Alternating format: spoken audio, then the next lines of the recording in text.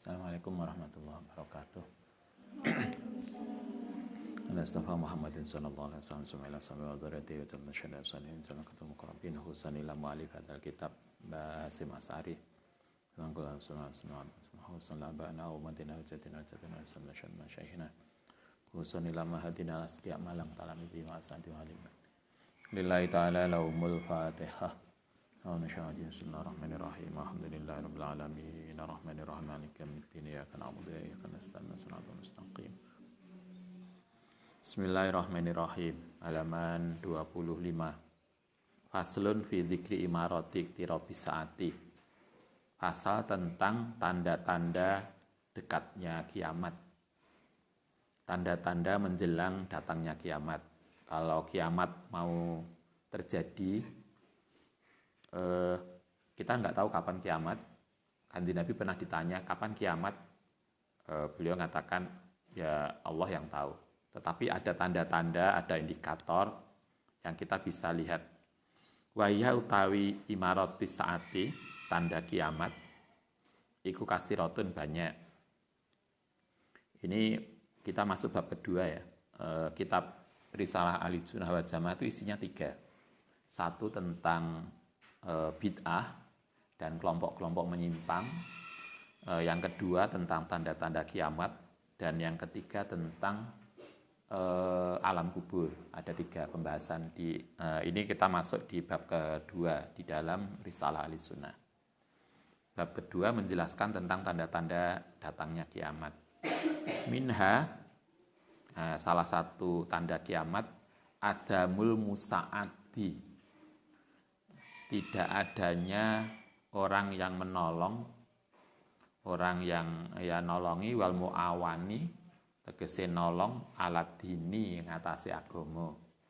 Kata Nabi, salah satu tanda kiamat adalah orang menjadi apatis terhadap agama, tidak cukup punya kepedulian. Sekarang muncul toh prinsip wacana agama itu urusan individu. Jadi kalau dia sholat gak sholat itu urusannya dia. Nabi salah satu indikator kalau kiamat itu sudah dekat adalah orang tidak punya kepedulian terhadap agama. Jangan-jangan ini sudah masuk. Mungkin sebagian indikatornya sudah muncul. Orang cukup apatis, orang tidak punya kepedulian pada agama. Kalau di luar negeri, wacana agama itu sebagai persoalan individu sudah muncul.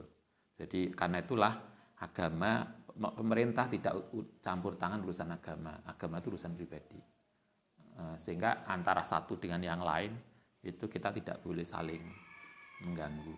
Itu urusan pribadi orang. Wahwa itu qauluhu sallallahu alaihi wasallam. Ada hadis yang disampaikan oleh Nabi, yakti bakal datang ala nasi ngatasi manusia apa zamanus sabiri, apa zamanun zaman asobiru tawi orang yang sabar ala dinihi yang ngatasi agamane man iku kakobidi, kaya orang yang memegang ala jamri yang ngatasi bara api. Kata Nabi besok kalau menjelang kiamat, menjelang zaman akhir, orang yang berpegang pada agama itu susahnya minta ampun. Karena tidak ada support, justru yang memusuhi banyak. Sehingga kalau kita itu megang agama, justru yang lebih berat. Kayak kalau Nabi menggambarkan kayak orang memegang bara api, itu luar biasa enggak enaknya. Itu salah satu tanda kiamat. Wa minha, yang kedua, yakunu akan terjadi fi akhir zaman sopo ubadun, ahli ibadah tapi juhalun. Banyak orang yang semangat ibadah tapi nggak pinter. Sekarang mulai muncul orang yang punya semangat agama, semangat untuk berubah, tapi kemudian support keilmuan agamanya enggak. Semangat agamanya bagus, ubat, ahli ibadah, semangat agama, tapi juhal, tapi nggak pinter. Sehingga kemudian nggak bener. Itu satu.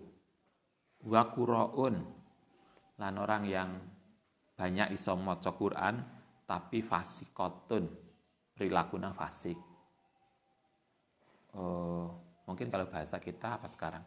Banyak orang yang kemudian menunjukkan pengetahuan agama tapi perilakunya nggak benar. Berarti ini kebalikan ya. Yang pertama ahli ibadah tapi nggak pinter. Enek sing pinter tapi perilakunya nggak benar. Anda bisa lihat sekarang banyak orang yang pinter, lulusan perguruan tinggi, sarjana, tapi perilakunya nggak benar. Jadi ilmu itu hanya sebagai pemahaman, tapi tidak masuk di dalam hati dan mengubah perilaku. Itu salah satu tanda kiamat yang disebutkan dalam hadis. Rawahu Abu Naim fil Khilyati wal Hakim fil Mustadrak. Ini di dalam kitab Al Mustadrak, diriwayatkan dari Anas. Oke, itu yang kedua. Yang ketiga, wa minha, tanda kiamat iku latakumu, tidak akan muncul apa asatu kiamat hatta yatabaha, sehingga pameran agung-agungan sapa annasu manusa fil masajidi, yang dalam masjid. Besok akhir zaman kata Nabi, masjid itu orang itu jor-joran masjid. Anda bisa lihat tuh sekarang, kalau masjid elek, semua masjid itu kan bagus-bagus. Masjidnya bangunannya bagus, apanya lah neng rest area. Oh itu luar biasa, modis banget. Nah, tapi kan isinya sopo. Masjidnya bagus, tapi kegiatannya yang nggak ada. Kata Nabi besok akhir zaman orang itu akan berlomba membuat masjid yang bagus. Masjidnya aja yang bagus, tetapi perilaku dan isinya yang tidak.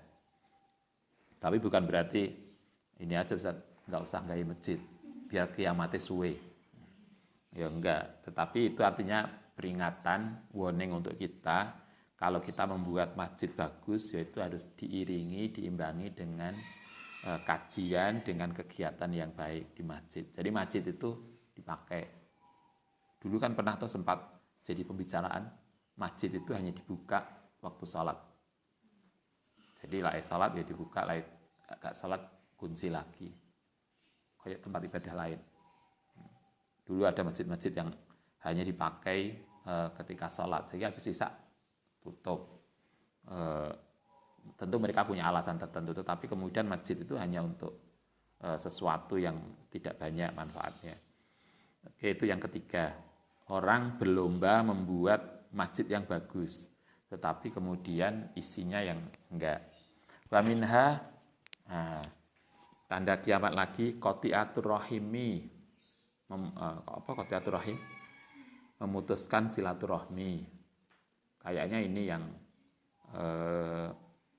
kemarin ketika Gus Ali di acara haulnya Mbah Hamid, salah satu yang kemudian sekarang mulai ditinggalkan dari sunnah Rasul adalah silaturahim. Saling berkunjung itu menjadi barang langka. Itu satu. Wa tahwinul amini, lan dianggap khianate orang yang baik.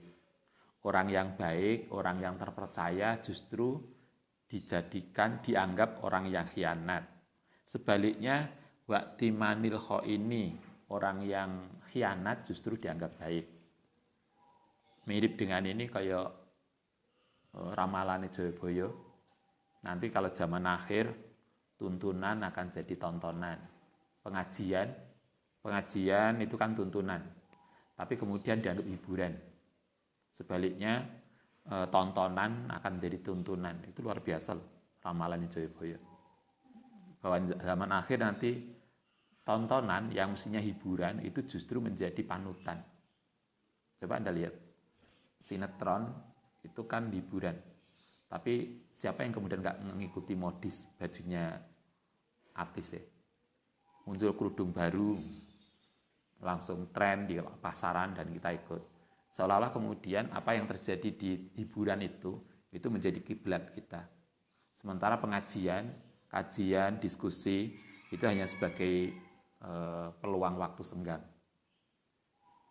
Itu ramalannya Jayabaya. Kalau di Kanjeng Nabi ngendikane nanti akhir zaman orang yang baik justru dianggap buruk, orang yang buruk dianggap baik. Ini karena mungkin tren ya. Anda pernah belajar sosiologi toh? Mata kuliah sosiologi semester berapa? Semester berapa? Salah ahli tante. Nah, semester 3. Nah, sosiologi itu kan mengajarkan begini. Sesuatu yang buruk, tapi kalau dia menjadi biasa, maka akan dianggap baik. Sementara sesuatu yang baik, kalau tidak biasa, maka dianggap buruk. Yang Ustadz sering nyontohkan kayak wong pacaran. Zaman dulu, zaman Ustadz kecil, itu nggak usum pacaran. Sehingga kalau ada laki, kita masih ingat kecil itu, ada laki-laki perempuan bukan mahramnya jalan bareng, itu malu, nggak berani mereka, karena nggak biasa. Sehingga pacaran itu akhirnya menjadi sesuatu yang disembunyikan. Akhirnya istilahnya sirisiran. Oh itu sirisiran itu ya, relasi tersembunyi. Coba sekarang berubah, pacaran menjadi umum. Sehingga akhirnya karena pacaran itu umum, maka pacaran menjadi bener. Saya nggak bener, saya nggak pacaran. Coba Anda lihat, kalau Anda semester 7, kemudian rung duwe pacar, pertanyaannya, sehat Mbak? Coba semester 7 rung duwe pacar itu dianggap aneh toh? Coba kalau Anda lihat, kalau malam minggu, di teman-teman di rumah, di kos-kosan teman kita, kabeh padha mojok loro. Sing malu kan sapa? Sing lewat. Kita yang lewat itu lo malu. Padahal mestinya yang salah dia. Sing nggak bener dia. Tapi kenapa kemudian kita yang jadi malu? Karena tidak biasa. Sehingga kan kemudian kalau yang duwe anak wedok, terus mau wisuda, kurang duwe calon pendamping wisuda, sing bingung kadang bukan hanya anaknya, bapaknya yo bingung. Kemudian kabeh konco-kone dibeli kabeh. Ya apa rek? Golekna calon anaknya. Artinya kalau kita belajar sosiologi, sesuatu itu walaupun dia baik, tapi kalau enggak biasa akan dianggap tidak baik. Sebaliknya sesuatu yang tidak baik kalau menjadi umum akan dianggap sebagai kebaikan baru. Karena itulah nanti akhir zaman itu artinya orang yang amin, orang yang baik itu dianggap tidak umum. Karena itulah dianggap, kalau Kanjeng Nabi mengatakan orang yang baik akan dianggap khianat, sementara pengkhianat karena umum dianggap menjadi baik. Karena itulah mari kita bisa sosialisasikan kebaikan. Wa minha, salah satu yang tanda kiamat lagi, intifahul ahillati, yaitu munculnya hilal, tanggal. Wa ayyura, lamun dilihat apa al-hilalu hilal qobalan ing dalam awal bulan bi fathatani kelawan 2 huruf, 2 tanggal 2 aisil atan mayat toliu, tegese suatu waktu mayat toli ora muncul apa hilal, fayuqalu mongko diucapaken apa hilal lilata ini untuk hari kedua. Maksudnya begini, nanti kalau salah satu tanda kiamat, ini tidak terkait dengan manusia, tapi ini indikator gejala alam. Nabi mengingatkan gini, nanti akan muncul akhir zaman itu bulan, tanggal 1 bulan. Dulu kalau tanggal 1 itu kan kecil banget. Nah, nanti kalau akhir zaman, tanggal 1 hilal itu ketoknya gede banget. Jadi begitu muncul itu bulan kita sudah besar. Sehingga orang-orang mengatakan, ini tanggal loro atau tanggal 3 toh? Padahal sebetulnya baru tanggal 1. Kita nggak tahu kapan, semoga masih lama. Salah satu indikator yang lain kan, ketika bumi mulai pergerakannya melambat, maka matahari akan tidak lagi terbit dari timur, tapi dari barat. Itu ketika perputaran bumi menjadi kayak kalau Anda mempunyai ini gelas, kalau kemudian ini kasih tali begini, kemudian diputer, nanti pada waktunya kan akan balik. Bumi kan juga begitu. Putaran bumi tidak lagi ke sini, nganan, tapi menjadi ngiri. Sehingga kemudian matahari tidak terbit dari timur, tapi dari barat. Itu prediksi Nabi.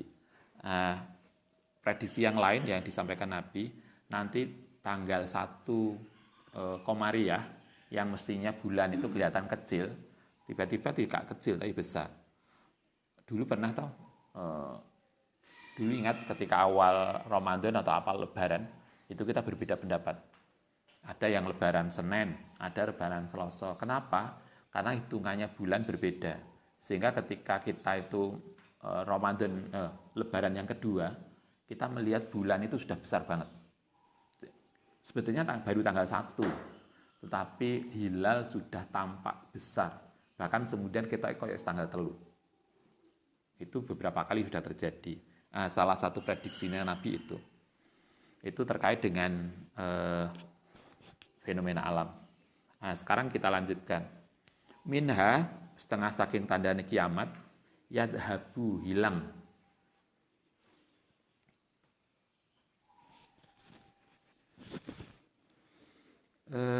Yadhabu, hilang, sopa as-solihuna, orang-orang solih. Al-awalu, satu-satu. Jadi step by step orang baik hilang. Nabi mengatakan nanti pada akhir zaman orang baik itu satu persatu hilang, dan kita sekarang melihat nggak ada lagi tokoh-tokoh besar. Semakin lama tokoh-tokoh agama itu orang-orang biasa. Fayabko, ketika orang-orang soleh makin hilang, fayabko mongko tersisa mongko tetap opo khusalatun, bagian orang-orang awam, kahusalati sairi, koyo ampase gandum, au samri uto kurmo, au tamri uto kurmo. Jadi yang tertinggal hanya tinggal buihnya. Kita itu banyak, kata Nabi, hadis yang lain kan juga mengatakan akhir zaman masyarakat Islam, umat Islam itu makin banyak, tapi kualitasnya makin menurun, sehingga kemudian umat Islam itu kayak buih. Ngerti buih ya? Apa itu buih? Untuk tak wong Jawa. Buih. Jadi kita itu kayak buih, sehingga kemudian banyak tapi mudah dipermainkan orang. Anda bisa lihat kalau kita umat Islam itu kan berapa? Kita tuh hampir sepertiga dari penduduk dunia. Tapi kita melihat ada orang kecil, orang yang sedikit, tapi mempermainkan orang Islam. Salah satunya misalnya Yahudi. Yahudi itu kan hanya berapa toh? Kalau di Amerika Yahudi itu hanya 6%. 6% saja. Tapi dia mengendalikan kebijakan di sana. Kita luar biasa banyak. Kata Nabi nanti akhir zaman orang-orang baik akan hilang. Kemudian yang muncul adalah masyarakat awam yang kalau Nabi mengatakan kayak buih, kayak ampas. Jadi kalau Anda membuat biji, maka yang berkualitas akan tenggelam, yang kopong akan naik. Yang banyak, nah itu tadi ampasnya. Wa minha latakumu, tidak akan terjadi apa saatu kiamat hatta yakuna, sehingga ono apa zuhdu, perilaku zuhud iku riwayatan dadi cerita. Kata Nabi nanti akhir zaman itu orang yang baik itu hanya jadi cerita saja, wongis gak ono. Jadi orang yang berperilaku zuhud itu nggak ada, sudah habis. Orang tidak lagi zuhud, sehingga zuhud itu hanya cerita, riwayat saja. Wal wara'u, utai sifat warok, wirai itu menjaga diri dari sesuatu yang nggak baik. Iku tasannu'an hanya dibuat-buat. Jadi orang baik itu bukan asli, tetapi hanya untuk kepentingan media. Muncul tuh sekarang untuk syuting, jadi wong apik. Tapi sebetulnya setelah itu enggak. Jadi perilaku kita itu hanya untuk kepentingan, apa bahasa kita? Pencitraan. Biasanya nanti menjelang pilkada, moro-moro wong dadi apik, nyumbang masjid. Dulu kita sempat banyak yang nyumbang jalan kita toh. Salah satunya jalan, beberapa paving jalan kita sumbangan. Tapi sumbang menjelang pilkada saja. Setelah itu kan nggak ada lagi sumbangan. Kalau tiap tahun pilkada enaklah kita. Misalnya kan sumbangannya banyak. Ada lagi yang dulu bus kampling dikasih apa dulu itu. Karena ada sumbangan wifi, sumbangan apa. Ternyata yang nyumbang nggak jadi. Akhirnya semua sumbangannya ditarik. Kita kan tahu banget. Jadi kata Nabi menjelang akhir zaman, menjelang kiamat, perilaku baik itu hanya sekedar pencitraan, bukan aslinya. Wa minha ayakuna yang tono opal waladu anak iku wedon. Kata Nabi, salah satu indikator kiamat adalah bahwa kelahiran anak, keberadaan anak itu justru wedon, menyebabkan emosi. Berarti banyak anak yang berani pada orang tua. Anak itu mestinya qurratu a'yun. Istri, kalau Anda jadi istri, suami itu adalah qurratu a'yun bagi istri. Bagi suami, istri itu adalah qurratu a'yun, termasuk anak. Maksudnya qurratu a'yun itu, kalau kita di luaran, itu sumpek, begitu dulu anak itu ayem. Kata Nabi, besok akhir zaman, anak itu tidak lagi membuat tentram orang tua, tapi justru membuat emosi orang tua. Itu satu. Yang kedua, wal matoru, utai hujan, iku qaidon, justru jadi sebabnya panas. Hujan tidak lagi membuat kita itu adem, tapi panas. Mungkin karena pemanasan global ya. Pemanasan global, ngerti toh? Kita kan sekarang dulu, Ustaz di Malang tahun berapa dulu itu? Tahun 88. Anda sudah lahir ya? Oh, Anda belum. Anda berarti masih muda banget. Ustaz masuk 88 di Malang. Itu kalau pagi begini, kita ngomong mesti mengeluarkan uap. Karena saking dinginnya. Saiki wis biasa. Kayaknya kan kita sudah hangat tuh sekarang. Jarang dingin. Dingin mungkin hanya beberapa bulan tertentu aja. Paling Agustus, karena musim matahari di utara. Tapi kan nggak begitu dingin. Wong Anda juga jarang kemulan. Artinya kan itu menunjukkan Malang sudah tidak lagi sedingin dulu. Pemanasan global. Nabi mengatakan nanti akhir zaman hujan itu tidak akan membuat suasana menjadi dingin. Karena suasana yang panas, sehingga hujan itu tetap menjadi panas. Watu fidu lan muncul berkembang apa alalamu kekayaan faidon kelawan luar biasa. Artinya nanti kekayaan itu akan kemakmuran makin merata, bahasa kita begitu. Anda bisa lihat sekarang, mungkin zaman kecilan Anda di rumah, di kampung Anda, rumah itu biasa, tapi sekarang kan sekarang rumah elek. Dulu zaman Ustaz kecil itu sekitar rumah di kampung, kayaknya yang pakai bata itu hanya di rumahnya bapak. Itu pun rumahnya bapak itu temboknya bukan sampai atas, hanya 1 meter aja. Itu pun sudah paling baik. Rumah kita sudah paling baik. Karena rumah-rumah tetangga biasanya pakai kayu dan gedek dulu. Tapi sekarang kan rumah mereka jauh lebih hebat. Kan modis-modis di kampung. Nabi mengatakan nanti kemakmuran makin merata. Justru karena makmur itu kiamat segera datang. Sehingga jangan makmur-makmur, kiamatnya ben suwe. Kekayaan makin merata.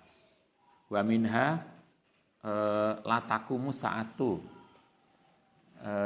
Tidak akan terjadi apa satu kiamat hataya sudah, sehingga memimpin sapa kula qabilatin ing setiap qabilah sapa munafikuha, orang munafiknya qabilah. Nanti akhir zaman yang jadi pemimpin bukan orang yang baik, tetapi justru orang yang paling merugikan. Wa kana lan ana sapa zaimul qaumi, orang yang mengendalikan perkarane kaum, iku arzaluha, orang yang paling hina. Wasadatul qabilati utawi pemimpine qabilah iku faskuhum, yaitu fasikuhum, orang yang fasik. Para pemimpin itu mestinya adalah pelayan dan dia paling baik, tapi justru pemimpinnya perilakunya lebih parah. Wa minha antuzahzifa ento dihiasi opo al maharibu mihrab. Mihrab itu mimbar, pengimaman. Kalau tadi masjid paling baik-baikan, sekarang lebih ini. Jadi kalau bahasa kita, musola kita baik, mihrab tempat mimbar baik, manajemennya rapi, tapi watahrobu, tetapi ini menjadi kosong apa al-qulubu hati. Acara makin banyak, tapi hati kita tidak makin baik. Nah ini yang menarik. Wa minha fasuddu faswul tijaroti, yaitu tersebarnya perdagangan. Bisnis makin merata, hatta tu'ina, sehingga bisa nulungi sapa almar'atu seorang istri zaujaha ing suaminya ala tijaroti ngatasi dagangan. Kata Nabi, kalau dulu bisnis perdagangan itu hanya untuk laki-laki, karena perdagangan itu tuku beli di sini dibawa ke sana, sehingga seorang perempuan tidak ikut di dalam kegiatan perniagaan karena harus pindah tempat. Sekarang kan enggak.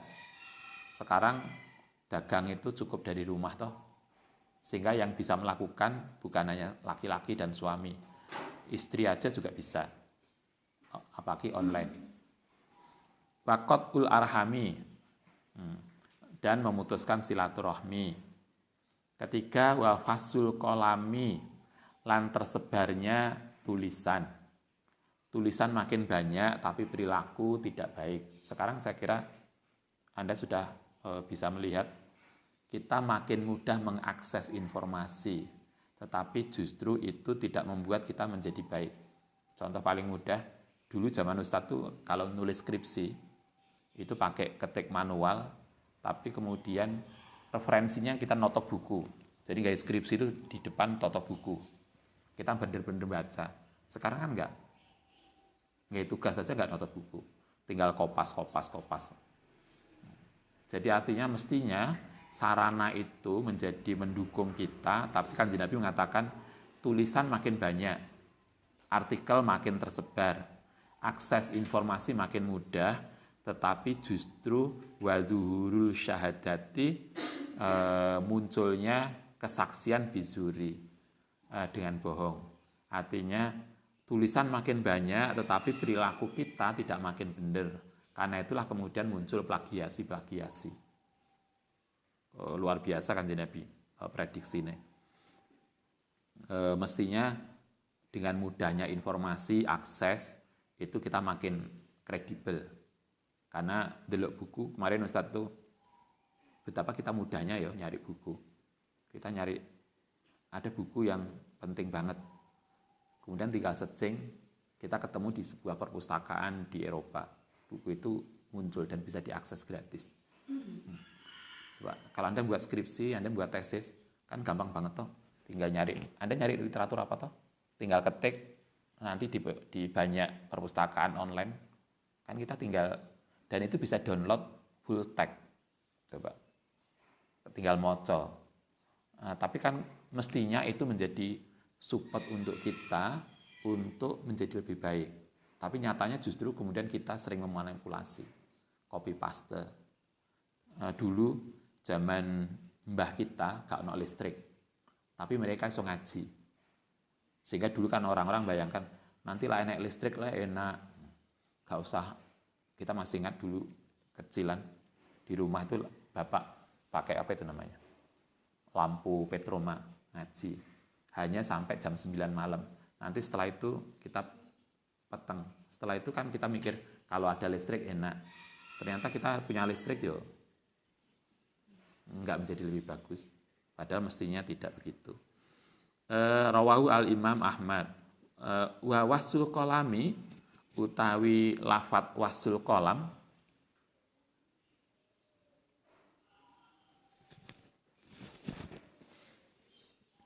Iku kinayatun kinayah an kasiratil katabati saking banyaknya tulisan. Akses informasi mudah, tetapi wakilatul ulama'i dan tidak banyak orang pinter. Para sarjana akses informasi banyak, tapi orang yang benar menggunakan tidak banyak. Yakni yaktifuna menganggap cukup sapa kaum bitaklimil khoti dengan belajar tulisan liyu kholitu supaya bisa bercampur sapa mereka al hukama ing para ahli hikmah. Wa minha tandane kiamat lagi iku ayat tahida yen to ngambil sapa amanata gini al amanata ing amanah magnaman ing sebagai tujuan atau mengambil untuk keuntungan pribadi. Kata Nabi menjelang akhir nanti jabatan amanah itu menjadi rebutan. Sekarang harus muncul. Saya kira beberapa indikator yang disebutkan Nabi. Kalau dulu orang disuruh jabat nggak mau, karena merasa dia bukan orang yang kompeten. Sekarang jabatan menjadi rebutan, karena jabatan menjadi kepentingan pribadi.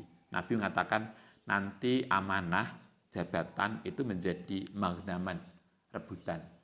Satu, wa zakata utai mengeluarkan zakat iku maghroman, menjadi kerugian.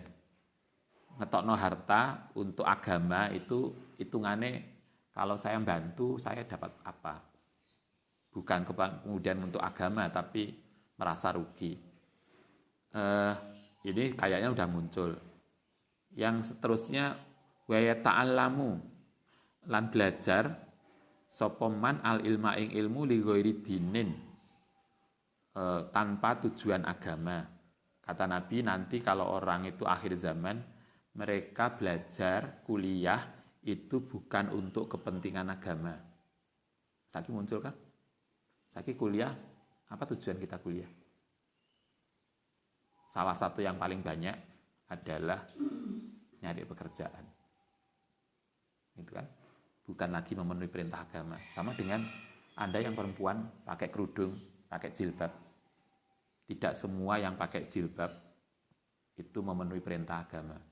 Kemarin yang saya sebutkan sebuah penelitian di kota besar di kita, di Jawa Timur, penelitian ibu-ibu yang pakai kerudung, pakai jilbab.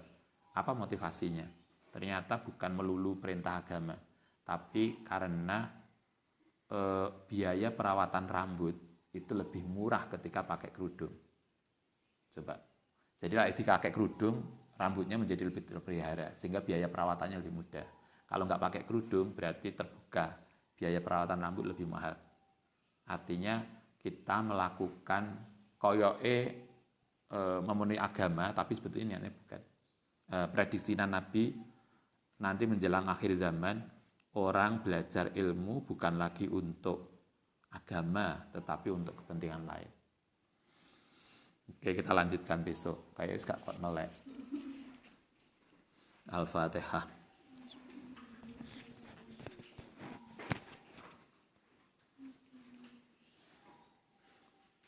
Rabbana fa'na bima 'allamtana rabbi fa'ni fa'una rabbi fa'ki wa fa'ki alana wa qarabat lana bitina rabbana fa'na bima 'allamtana.